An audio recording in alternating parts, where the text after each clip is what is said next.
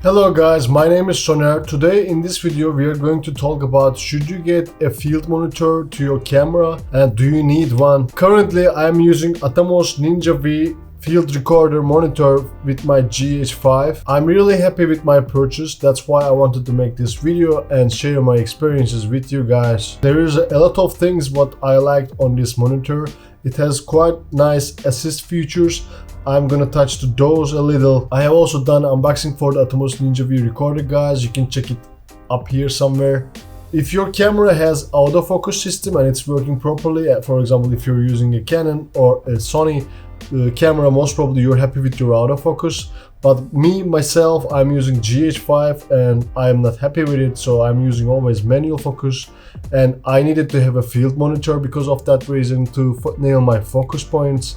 And that's not only the scenario why you would get a field monitor, because if you're shooting outside, for example, with small screen, it's a little bit different. Or for example, if you're a Sony user, you don't have most probably flip out screens. In those cases, field monitor can be really handy. And Atomos Ninja V is not only a field monitor, it's also a recorder. That's why I picked this one over a normal field monitor. Atomos Ninja V is one of the best tools I think you can get for your GH5. In GH5, for example, there's waveform, peaking, zebras, all those good functions, but in a real world scenario with a small screen, it's a little bit difficult to handle all of those at the same time, for example.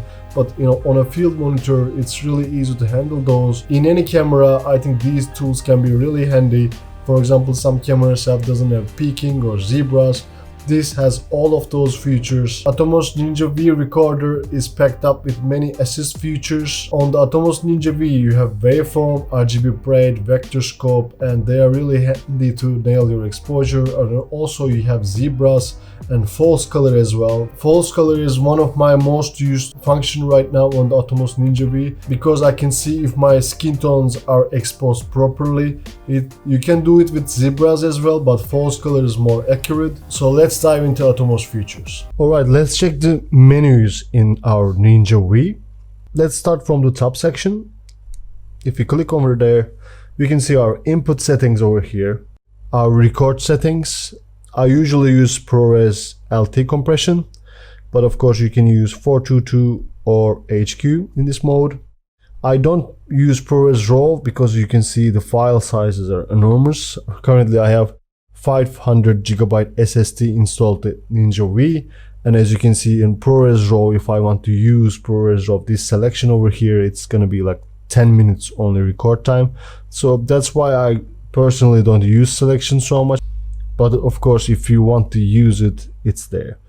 As I was saying, you can use ProRes RAW, DNHR, and also there's different compressions for you if you want to use this selection. But I usually use ProRes and LT compression. And with that setting, I can record around 2 hours, 52 minutes and 28 seconds.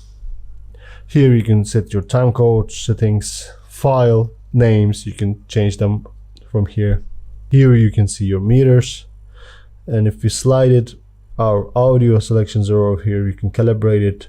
Here is my actually SSD. I'm sorry, I was saying 500 GB, but as you can see, Ninja V is already showing its 480 GB capacity.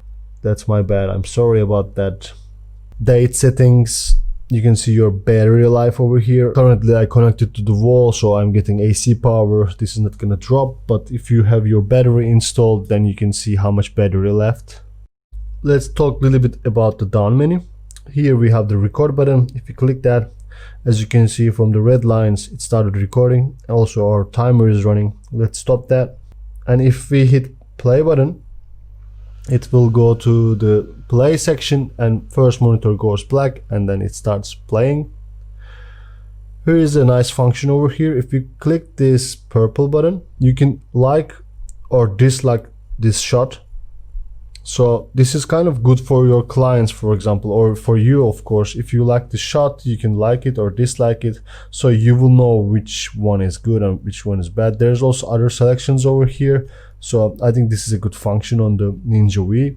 Let's go back to record menu. Again, the monitor closes and then opens back.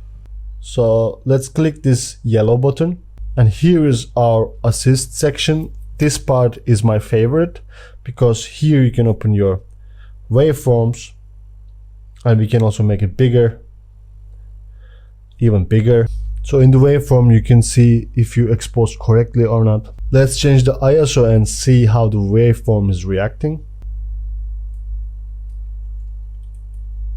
As you can see, it's really overexposed right now. We can dial it down.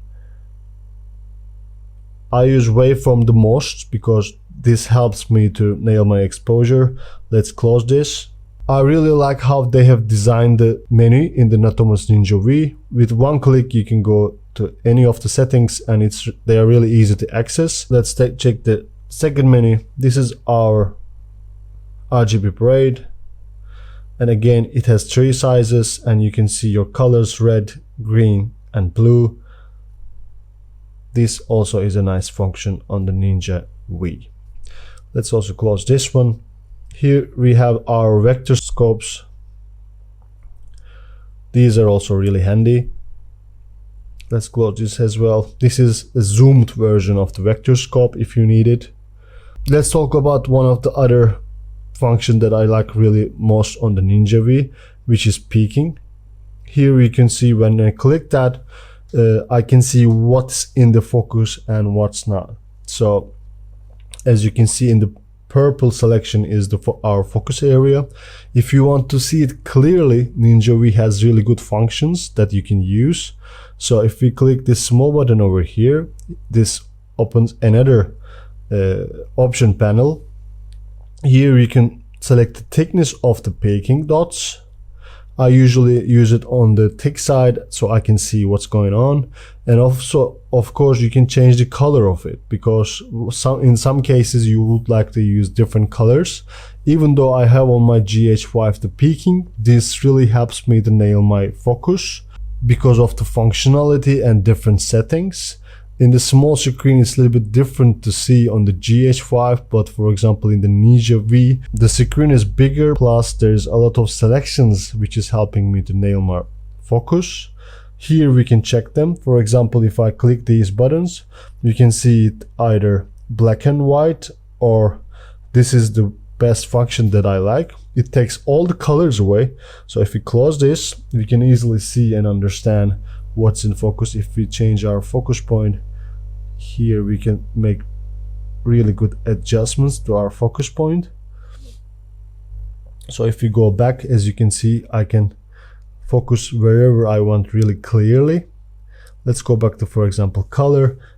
Actually, let's make it black and white, and we can see kind of what's in focus and whatnot. And if we select, for example, let's change the colors a little bit and I can try to show you what I mean. For example, if we click this white, it's really hard to kind of see what's in focus and not.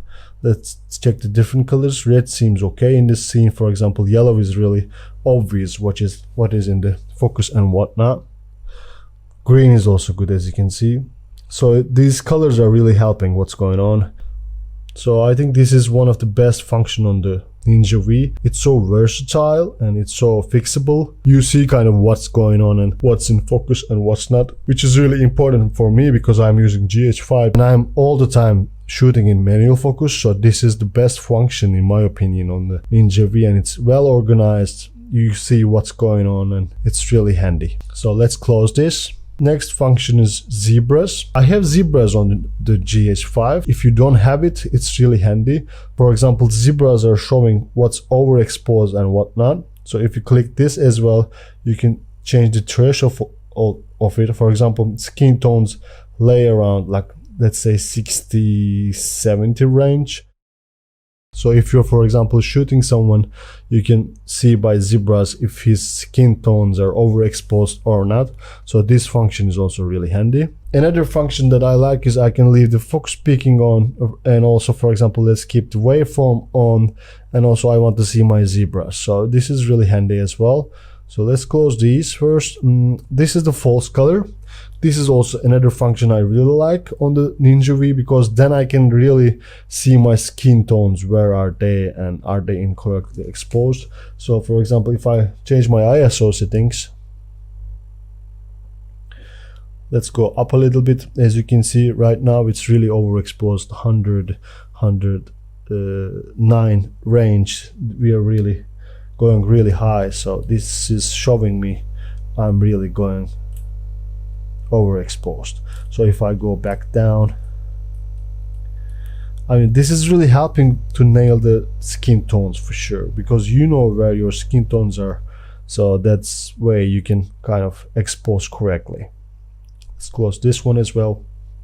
Let's check our waveform if we are overexposed or not. We're a little bit overexposed. For example, we can go a little bit down. I think this is fine. Maybe a little bit more down. Yep. So let's close the waveform again. And if we slide it, we can see other selections. If you want to zoom in, you can zoom in, and or you can check the side of the screen. This is handy.